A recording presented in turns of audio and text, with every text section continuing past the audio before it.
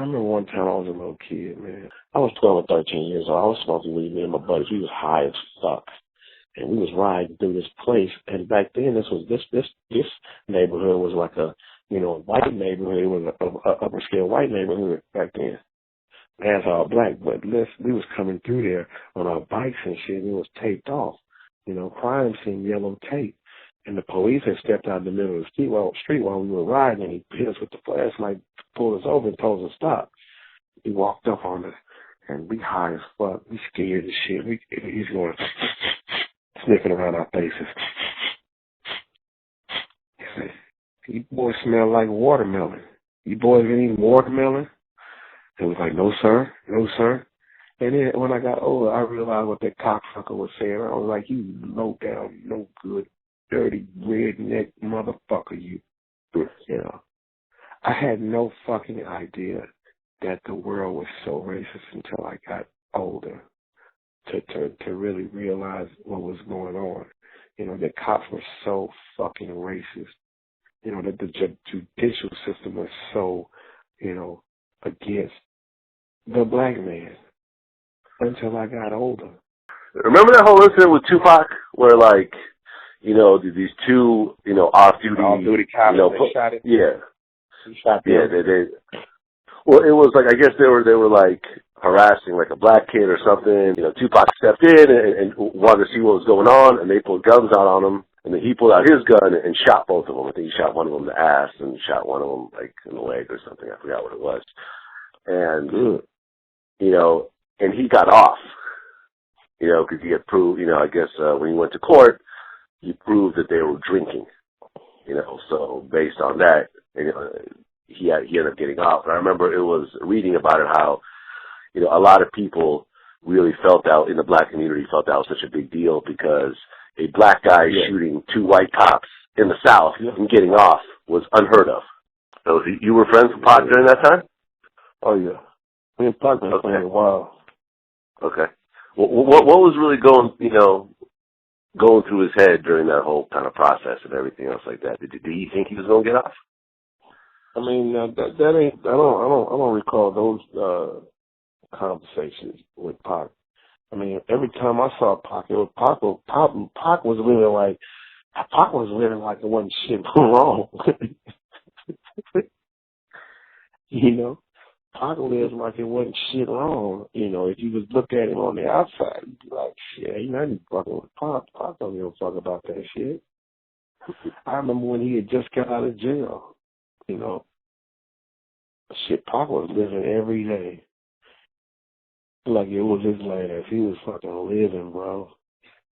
And I just learned that shit, to just live, man. I've been, a lot of motherfuckers get so engulfed in work or engulfed in, whatever, just going on until I forgot to live and enjoy this shit. And in the past couple of months, man, I've been bowling, I've been to Universal Studios, riding rides, and dancing, and going to parties and shit. Like I'm finally living now. My whole life to realize that what my homeboy knew all along, bro. Just go live, man. You gotta live. Yeah. That's what my God did. Pac lived like a motherfucker, y'all. Don't he dead now, but don't feel. Ain't no sense of feeling sorry. Yeah, and a lot of the stuff that he said in his music, is very, very relevant right now. Like all of the music that was created back then reflected the times that we were going through. Like most of the music reflected the times. And now you listen to the music, today, and we ain't really getting that no more, man. No, we're not. And I remember I just interviewed Ashanti the other day, and her grandfather was a civil activist. He had actually marched with Martin Luther King and everything. My aunt, so did my aunt, and a few more of my aunts. Oh, okay. My aunt was part of the Freedom Riders. J.E. Franklin. She was registering people to vote in Mississippi. She actually did a play here recently in New York about the Freedom Riders.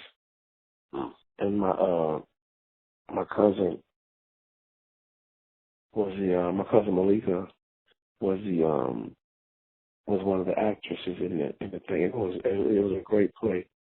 They've got rave reviews called The Freedom Riders by J.E. Franklin. Badass play. I think they'll probably end up making a movie out of this too. But anyway, you say your father was yeah.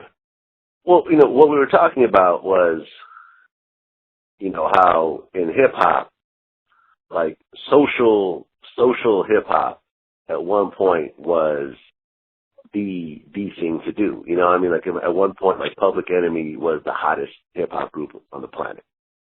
And you had this time when, you had to really talk about, social issues if you were if you were a rapper, I mean, you could even take it back to like, fuck the police and, that type of stuff. And no spell out about the Ghetto Boys.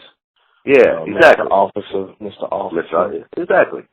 All that. I feel you had to address it. Yeah, exactly. Like you had to address it in your music at some point. You couldn't just ignore it and just talk about whatever else. Yeah. And we talked about how really, Tupac was sort of the last major artist to do that. And after that, you just have none of it. You know what I'm saying? Like, Kanye touches on it a little bit here and there, but not really. You basically have no major hip hop artists anymore who really talk about social issues. I love J. Cole and Lupe, and a few more cats that's addressing this shit, but I feel like a lot more. Yeah. No, you're right. Yeah, J. Cole does address it, but somewhat, but not. It's not a central theme that runs throughout most. No, it's not like an X-Clan or a Public Enemy or Tupac or Tupac or let me think of somebody. A Blastmaster KRS-One really touched on a lot of that shit too. I mean, Paris. I remember Paris from the Bay Area. Paris. Break the grip of shame. Yeah. There was a lot of it. There was a lot of Poor Righteous Teacher. It's like PW goes on. The list goes on and on. And if you really think about it, and we talked about sort of the bigger issues about how you don't really have any, we kind of felt like Tupac was the last kind of black leader in America. Like since then, you haven't really had one. As much as I love the president and respect what he does, I can't say that he's a black leader. You feel me? Oh. No, sir. That's right. I got a lot of respect for him, but I don't feel like he's a black, not a leader. I feel, not like, maybe that's the wrong choice of words I'm using, but and this is just my opinion. I got a lot of respect for him, but as far as being a black leader is concerned, like I feel like he's more of a president. He may be a great role model. You feel me? He's a fantastic role model. He's a picture of what you could be if you just move toward what you wanna be. He's a picture of what you could be if you start heading that way, in a sense, in that word. But looking at it like this, I can't see him going and getting in front of, the march to, I can't see him leading the march on something with a whole gang of people. But he can, but he doesn't. You feel me? I don't see him. I can't see him doing that. Well, I mean, the weird part is that he actually came from that background, right? He was a community organizer in Chicago. Exactly. But I'm saying right now, as president of the United States of America, he can't do that. He can't. Now, when he's done with all of that, he can be a black leader, and he can, turn into some totally different shit because he's got the power of the world behind him. But right now, as president of the United States of America, he has to be very, very diplomatic in what he says and does, so it doesn't offend, the right wingers. He's already shit. Him being him being the president and being black in the White House is offensive enough to, you feel me? Like, that's fucking offensive enough. But anything that's going to be done in favor or, going toward, adding up, adding up the money that's owed to the black people or something like that's going to cause some fucking confusion.